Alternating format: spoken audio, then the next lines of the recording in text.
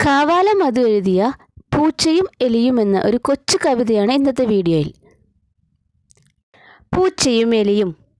ഇന്നലെ വീട്ടിൽ പട്ടാപ്പകലൊരു സുന്ദരി വന്നു ചക്കിപ്പൂച്ച. കണ്ടത് പയ്യൻ കുഞ്ഞിക്കുട്ടൻ, ചൊല്ലിയതില്ല മറ്റാരോടും. ഇന്നലെ വീട്ടിൽ പട്ടാപ്പകലൊരു സുന്ദരി വന്നു ചക്കിപ്പൂച്ച.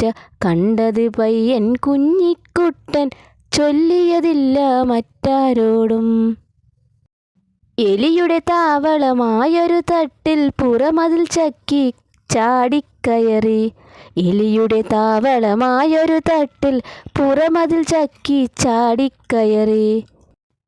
പകലായതിനാൽ എലിയില്ലിവിടെ, എലി വരും രാത്രിയിൽ പൂച്ചയിരുന്നു. പകലായതിനാൽ എലിയില്ലിവിടെ, എലി വരും രാത്രിയിൽ പൂച്ചയിരുന്നു.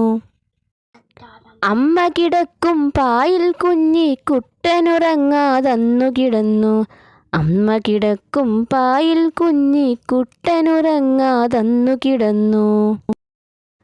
നിദ്ര വരാത്തൊരു മിഴികളുയർത്തി മച്ചിൽ നോക്കിയ കുഞ്ഞിക്കുട്ടൻ.